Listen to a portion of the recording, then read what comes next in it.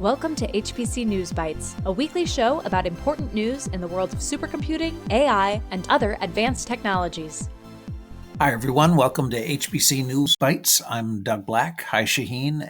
Intel announced its new Gen 5 Xeon data center chip this week, codenamed Emerald Rapids. And they say the new CPU delivers a 21% performance increase and 36% higher average performance per watt over previous Xeons, along with built-in AI acceleration in its 64 cores for 40% higher inference on models of up to 20 billion parameters. I went to Intel's media pre-launch event in Oregon 2 weeks ago that included a surprise appearance from CEO Pat Gelsinger. Shaheen, if Intel's future can be read into the upbeat energy and confidence that he exuded, you'd conclude Intel's prospects look pretty bright. He spoke mostly about Intel's future, which includes a crowded and rapid product roadmap, particularly on the CPU side. He also talked about the Gaudi 3 GPU coming out next year, and he said Intel is determined to leave its history of late and lacking products behind and regain leadership in the chip industry, a tall task against the formidable Nvidia and AMD. Yeah, definitely. And they seem to be executing well.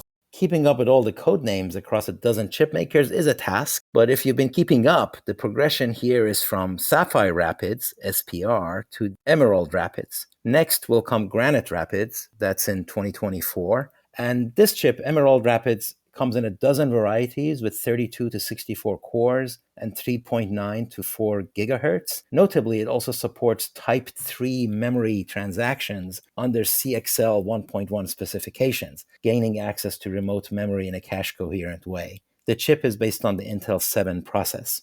New York State announced partnership with IBM, Micron, also Applied Materials, Tokyo Electron, and other players to invest $10 billion into expanding its NanoTech Complex in the state capital, Albany. That's also home to SUNY Albany and RPI, two prominent universities. We've talked about it before. Leadership in advanced technologies like AI, semiconductors, and quantum computing is correlated and even necessary for economic strength. That means communities, cities, states will not leave it just to the national government, but will invest directly to achieve or retain leadership in these fields. This is another very good example of that. Yeah, this is almost like New York State's CHIPS Act. This is a new high NA EUV center that will drive what the organization said will be the next decade of semiconductor technology innovations. The fab will produce sub-2 nanometer chips, and you knew ASML had to be involved here. And indeed, state funds will be used to buy a $1 billion ASML chip-making machine from the Dutch company, whose equipment is key to making most advanced chips.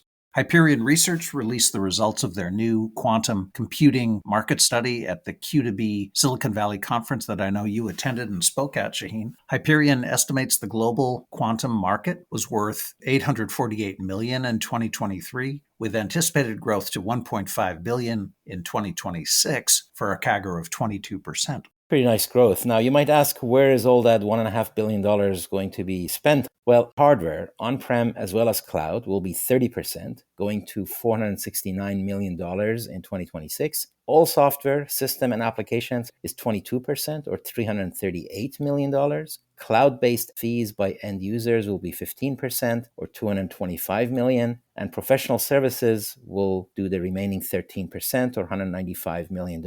Again, this is all by the end of 2026, which is 3 years from now. By the way, we are ending 2023 with some significant advances in quantum computing, especially in error correction technologies. So 2024 is looking promising. This week also saw another indication that competition in GPUs is heating up, and AI is taking HPC into really the fabric of society. AMD and Nvidia are engaged in some benchmarketing, as we used to say, with claims and counterclaims that are getting attention in social media. The ping pong is really unnecessary, since all of these guys will likely sell whatever they can build. So the real battle is getting wafer allocations from TSMC. But it does show that GPU competition is now real, and that's an important industry milestone.